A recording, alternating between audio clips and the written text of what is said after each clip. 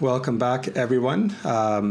We have another riveting episode from us here at Blink-182. Another coffee chat. Another special. Brian, Sully, how are you guys doing on your sides of the world? Since we're all on different sides of the world, hey? Canada, UK, the States. Of course, Brian's in the middle right now because America. So don't tell my 6-year-old, because I know you have a 6-year-old too, but you guys don't have Target in Canada, right? I'm going for this kids play set, or it's like a checkout line. You've probably seen some TikToks and stuff. Yeah. We don't have. So we did have Target in Canada for like a year, and it didn't do well because it was mismanaged. There was like the shelves were empty. Like they opened up all of these stores during a time when I guess what's your fancy Walmart? If you don't want to go to Walmart, what's the fancy Walmart? I guess like Superstore, like Real Canadian Superstore. I think would be like the Target. The Target's apparently coming back though. Like they're gonna make another go. Go at Target, so we'll see how that goes. But that's cool, though. That's cool. I also have some sort of like checkout thing that I got Haley for Christmas a couple of years back, and just obsessed with it. I'm sure, Sully, you also have, I'm sure, Walmart or Target style checkout that you just go in. Oh man, just every night, pretend before bed. Just pretend. But no, I thought it'd be cool to kind of get us all back on. And the tour is over now. It's going to be a little bit more quieter for a little bit.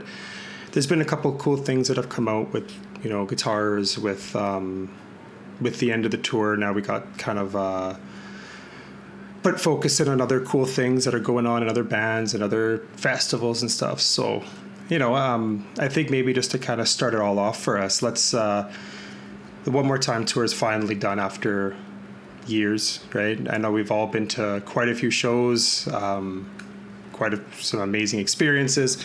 So, Sully, maybe we'll start with you, kind of your, I guess you can call it review on the tour.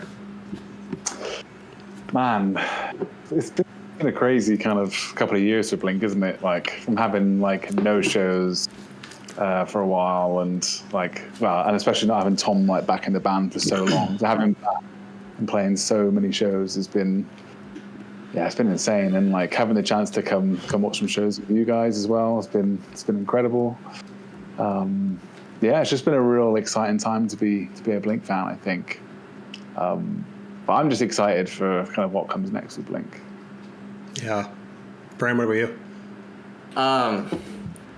So 2023 was like, in my opinion, the greatest show experience we ever had. Like, we also got to see Sully together, which was great. But I kind of feel like 24, it was good, but it was more of the same. And I just hope that they mix it up in the future. It just felt like kind of the same set list, kind of the same jokes, kind of the same style stage and stuff. And it was so exciting in 23, but like 24, it was like, oh, this again? But like, it was good, but I'm ready for the next progression. I want to see something different.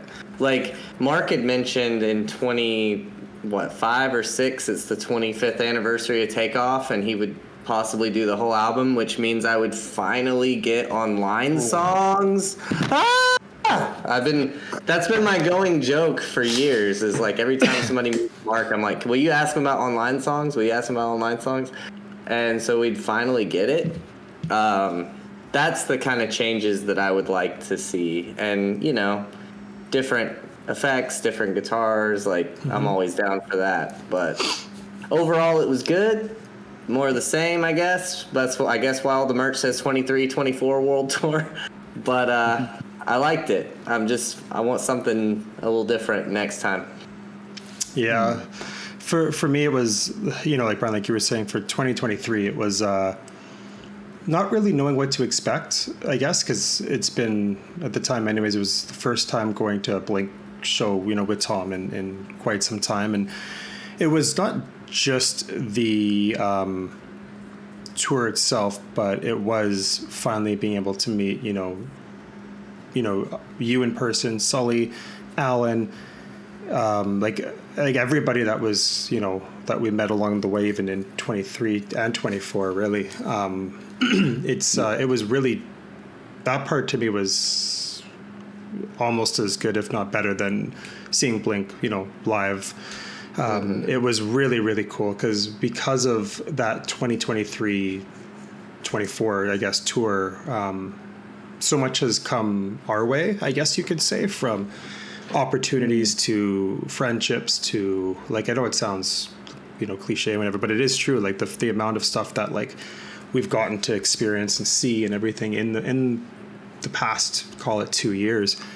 I as well didn't think that we were going to top 2023, Brian, when we were outside the arena in 23, when we had, met the people and getting set lists and standing outside, we both were like, man, how does this get topped? Like, and I know it's not always about like, oh, what's better, but like really like going from, posters on the wall of these guys to like, meeting and everything. It's like, how do you top this? Like, there's no way that if they do another tour, that we've already, set that expectation that like, there's no way that this was it. Like I would die happy. It was perfect opportunity to, sorry, kid just came in, perfect opportunity too. Right. And, it was amazing. And then when 2024 came, it was bigger amphitheaters. It was bigger in almost everything, right? Like it was big. Being able to do the guitar for Tom, being able to go down, hang out with them, talk with them, going over stuff. Again, Brian, even having you there, having Jackson there, like it was awesome. It really was. It made it such an amazing experience. And after that, Brian, you and I even said, how the hell are we going to top this? Like, how are we going to top this now, right? And you never know. Like, that's the thing. Yeah, but you never know. You never, ever know. So it was really cool to see and really cool experience overall. But yeah, to your point, from a set list perspective, from everything, even almost a guitar perspective too. Like there was some cool new guitars and basses for the 24 tour, which was always awesome to see. And the set list, it was cool that they did the Boxcar Racer, the Plus 44 kind of tribute for the song. I would have liked if they switched it up every now and then to different songs, but beggars can't be choosers. So, but yeah, we found out that the reason it was all acoustic and just kind of off the cuff kind of playing is that's when the stage production was doing a change underneath the stage. They were changing like lights and lasers or whatever they're doing. They needed that time, just like when Tom would play What Went Wrong during Pop Disaster. That's what they were doing. They were just killing time. Yeah, but they could have like Tom could have like joined in more on like when your heart stops beating. Do you know what I mean? I kind of wish they did that a little more, because Mark joins in when he does the boxcar stuff, right? Like doing the root notes and the bass. But I kind of felt like Tom could have like they could have like done it a bit more. Yeah, because it is. I think a lot of people didn't know like the song. Do you know what I mean? Because it's so different when it's like slowed and like he's just doing it real like melancholy, isn't he? Yeah, like it's. Again, it's cool that they were able to do what they did. It's just, I think it would have been a lot better to, especially if they did more for When Your Heart Stops Beating, as opposed to just, like you were saying, just hitting like those, like the notes, or like having the whole band a part of it. I think would have been really, really cool as well. But yeah, and for the set list too, they didn't really change up too much. They added obviously a couple of like the newer songs off of the album, but. Yeah, I think for the next one, because they're taking, from my understanding, they're taking a bit of a break until, middle of 25. And if they do a takeoff front to back, that would be insane. That would be incredible if they were able to do that. So one can hope. What do you guys think about? I don't know if you saw like Tom's like statement, but he said, "Oh, like this next album's going to blow the socks off," or something like that. It was like some kind of paraphrasing. Yeah. But do you think he's like just saying that like out of like Tomness? Do you know what I mean? Yeah. The next album's going to be great. Yeah, Oh, yeah. I think it's out of Tomness, 100%. I think he did. I mean, they say this. They look at the dogs eating dogs documentary. Like it was the same kind of. Oh, we're excited to see where it goes next. But it's when it comes is when I'll be excited. Yeah. It's hard to. Because the thing I'm wondering, like, is he saying that because they've already like got quite a bit of the like new album in the bank, or is he just kind of saying that like, oh, it's going to be great when we get there? Do you know what I mean? Yeah, I mean, I think the stuff that they had extra was on the deluxe album, but I mean, I'm sure they probably have demoed or wrote some things already, right? I have no idea, but they're massive right now, and I'm sure getting thrown a lot of money to do festivals and stuff. So it would just kind of make sense that they would still continue making new music anyways. So I'm pumped for whatever happens, even if it's just festivals next year. Cool, like at least that they're still out there playing, right? So with that also came some signature guitars. Since 2023 we had the reissue Strat, which sold extremely well. We had the Starcasters came out finally, which I think did really well. We had the Mark Hoppus Hi, My Name is Mark, the pink one, and then the blue one, Daphne Blue, and then finally Fender released in the Burst and the Seafoam. That's awesome. Yeah, it's cool. It's a good time to be a fan right now of Blink, and I think Fender has really definitely took it and ran, right? Like being able to come out with all these things in the course of 2 years is insane. So the To the Stars limited edition ones, the Blackout and the Yeti. Brian, behind you, you can see it almost blends into the wall. Yeah. Look at that thing. So, Brian, I know, you love Fender, you love Strats, you love Tom, you love Blink, but in all honesty, actual thoughts on the guitar. Yeah, real honest. It's exactly the same in every way as the 4 original colors. If you are obsessed with this white on white like me, get it, because it's just like a bucket list thing I've had for 23 years, ever since Rock Show. Even though it's not 100% correct, I know. Leave some comments, say Tom's is gloss, Tom's has a 8-hole pick guard, Tom's has, yeah, I know. I've known that for years too. I know about the red knob, but I don't know. It just gives me so much nostalgia and makes me happy. But if you already own like the green or yellow or whatever, and you're happy, be happy. I mean, yeah, whatever. Yeah. I was gonna say that. I'm That's excited. like the most limited one. Oh, did you notice that it says made in Encinitas on the back now, Dave? Yeah. Oh, no way. Yeah. So that's really Same cool. Same on the bass as well, actually. Yeah. Yeah, that's actually really cool. But yeah, to your point, it obviously, I mean, it's the same as the other ones. But if you wanted that white one, I don't mind the matte, like the black matte. Before I'm not going to lie, when they first released, I was like, oh, why couldn't they have done gloss? And the white, oh, why did they do gloss? But when you actually look at it, it's like, man, this is actually really, really nice. It's beautiful. I got to play the moles in Colorado, man. Like, because I like you, when I saw the pictures online, I was like, yeah. But then in person, you're like, whoa. Like, it's really like striking. Do you know what I mean? Yeah. Like, the white one I'm going to UPS today to pick up, so I'm very excited. It's been there for a while. But yeah, I'm very, very excited to finally get it and play it. And then again with the Mark Hoppus stuff, right? Like being able to... That's one thing that was kind of cool, because the difference between the Hi, My Name is Mark, the pink and the blue, and then the new green and Burst. It is cool that they are a little bit different. So it's not just the same, just a different color scheme. Like they are a little bit different with the neck profiles and the pickups and stuff. So Sully, with you having both and playing both, what one do you prefer, out of curiosity? Oh, it's difficult. I don't know if I've got like the new excitement of the 2024 Jag. But the one thing I will say is the playability of the neck on the new Jag is like insane. Like if you've got smaller hands, I think like it's the bass for you because you can really like get your way around the neck so easy. Whereas the Hyman and Bismarck version, I really love it, but it's definitely like a thicker neck. Do you know what I mean?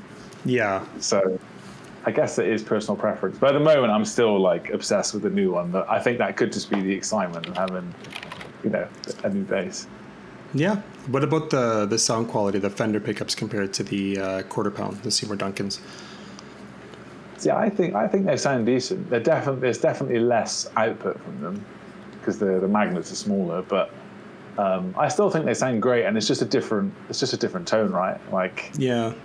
And I Brian, know like we all love quarter pounders, but and Brian, did you figure out what was in the Octo, Mark's Octo bass? Which pickups? I think we determined it's his only bass that he's ever had that didn't have the quarter pounders. It had those. It was either 63 or 65 American vintage precision pickups. ooh, Okay. And Nice. the only info as to why, because everybody thinks like there's a reason behind it, was just what Rob had at the time when he was putting it together. Yeah. oh, wow. Kind of crazy, right? Like you think there's Yeah, no, it is though. and everything. Also, Stefan, I think we should tell people that are watching, like, people are getting so frustrated that they keep doing limited strats and not Starcasters. I don't think this is a secret. It's just easier to get the Mexican factory to make a custom order. Isn't that right? Like the Indonesia factory is so slammed or something. Yeah, it's hard to do a limited edition from like Indonesia compared to like the Mexican plant, right? And and with them all being made in Indonesia, just because of the machines that they have there, I don't think they have machines in Mexico yet to make Starcasters.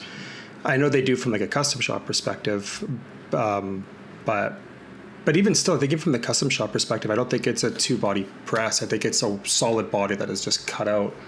So the Starcasters that are like Tom's are the ones that can only be made in Indonesia, and I just don't think it's as easy as people might think.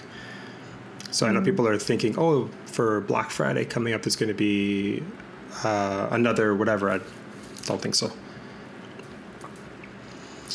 But it is cool nonetheless to see some of these guitars. Now, I would love personally to see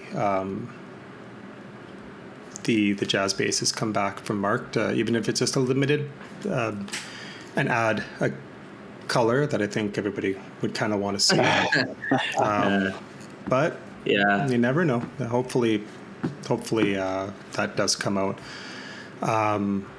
But it's been a cool time, like I said, to be like a Blink fan and like a gear fan anyways, because there's so many, like if you go on like Reddit, I mean the messages that we get that we try to post as much as we can for people's builds and stuff, but it's one of the coolest things is seeing people's strats that are custom or Starcasters that are custom, that they've either spray painted, stickered, burnt, whatever it is. Like it's so cool to see like the creativity from people, because back in the day there was obviously no social media, and so when you got a Strat, people just normally kept it or put stickers on it, and then the Gibsons, people were so scared to put anything on there, right? So because it's expensive, especially for a kid getting a Gibson, so a lot of it was just stock, and even after saying all that, it was a cheap Gibson.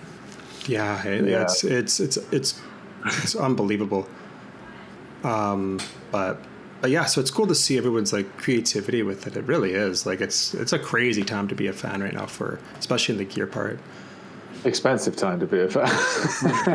It's true. A wallet time.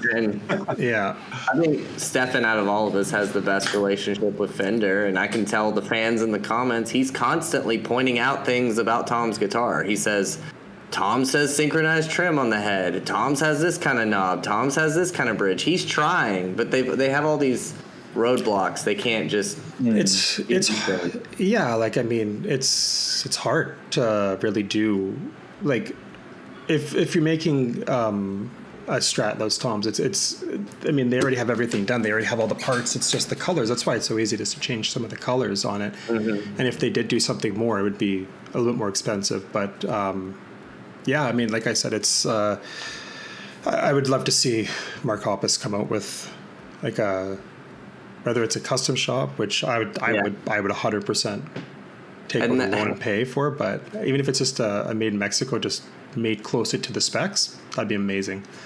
And that's something that I've said directly to Fender when I had the opportunity. Please make a real Scully. Yeah, please. But that's 100%.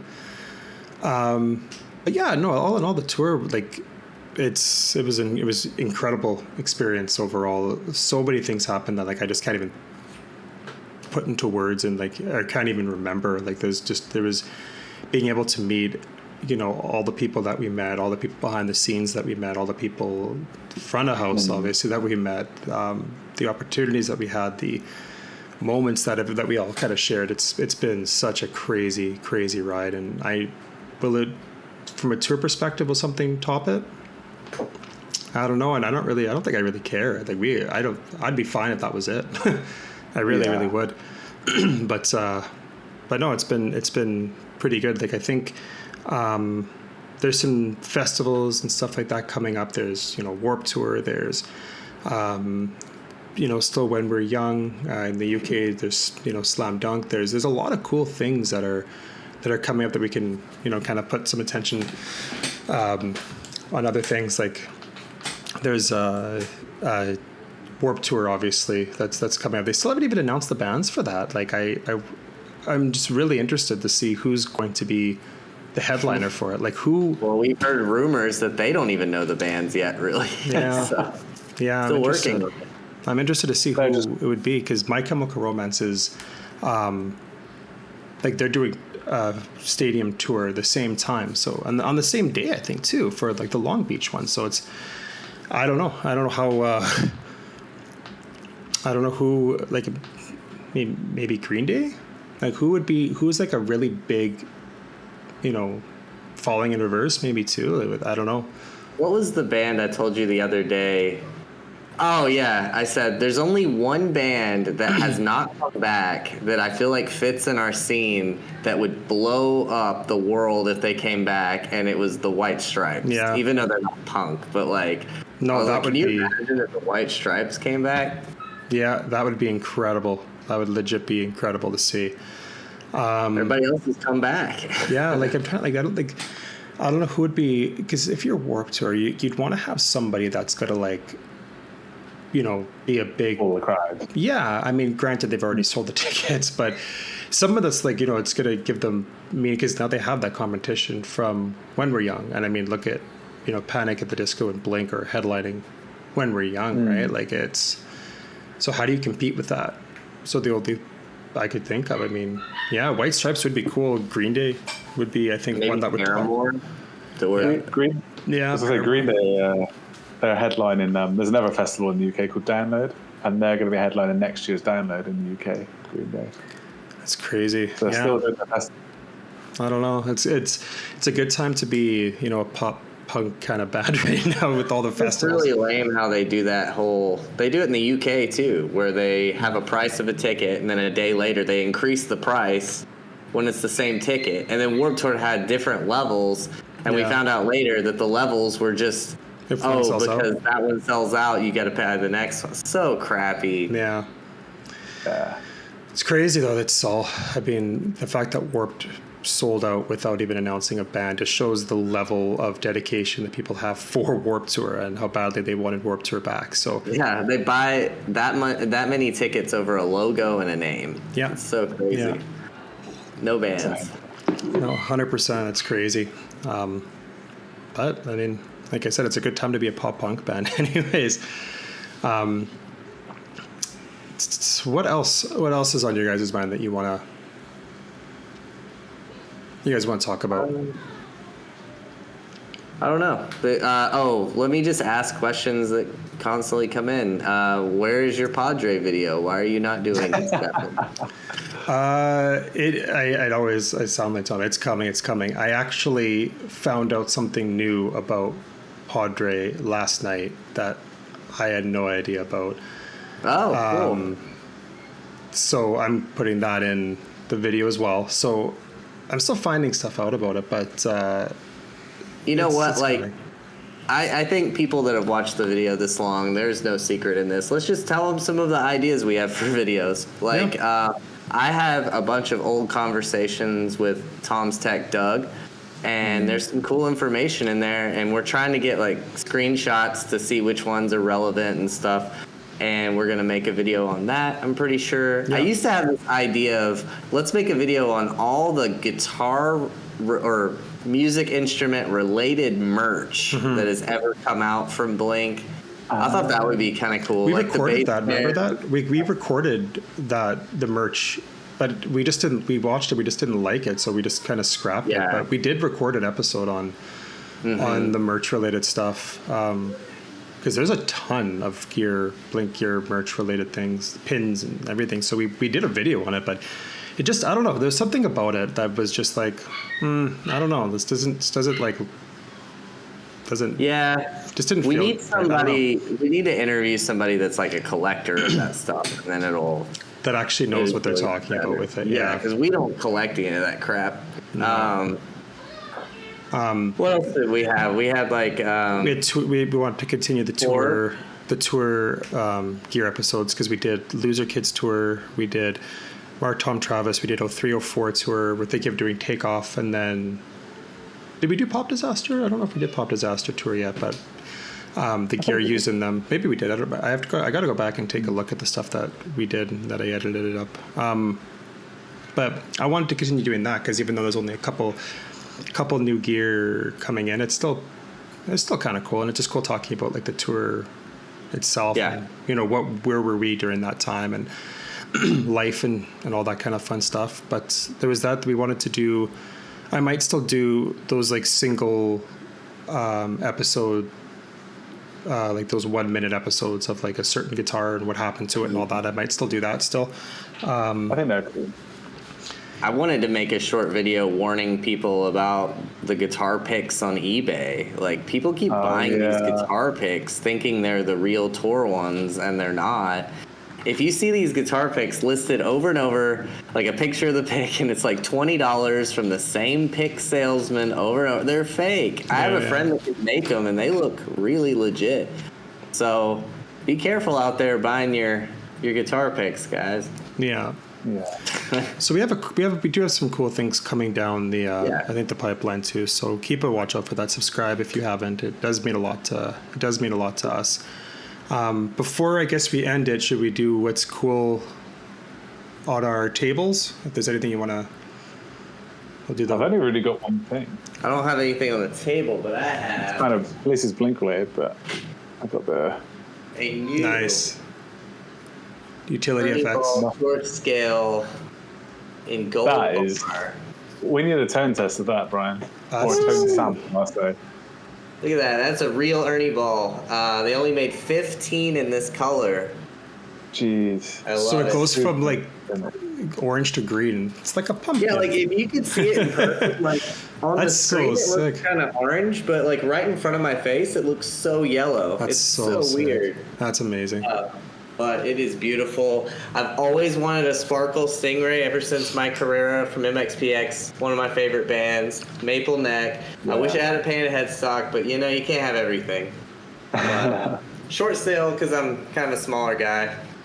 That's sick. Probably one of the best looking basses I've ever seen. Yeah. In my opinion. Oh, thank you. That thing's insane. Yeah. Only thing I have is I bought this. Not sponsored. This, if I can focus, this NYX Mini 3 color thing. So I can put it on Padre. It'll tell me the exact color skew for the brown and the orange. And then I have the orange subcaster that I'm going to put it on so I can get the exact orange. Like today, I did Padres today or last night. And so I have the colors for that and the RGBs. And I'm going to go today to see if I can make a little bit of a paint sample for that and see if it's the... Can you do me a favor? I need you to make a post of this. I need you to have it scanning the subcaster's orange. And then I need you to go to a guitar store that has a Capri orange guitar and put it on there and show people that Tom's sub was not Capri Orange. That's what I need. Yeah. Okay. Yeah, well, people think that the orange on Padre, like the orange stripe, is that orange, the Capri Orange, but it's a bit darker than. And the only reason I know that because if you go, I just googled like what RGB is Fender's Capri Orange, and it said so when you go into Google, you can actually do like an RGB selector, and you can put like the exact numbers, and it will show it. So side by side from that to what that orange is, like from an RGB perspective, like it is darker on Padre than Capri Orange.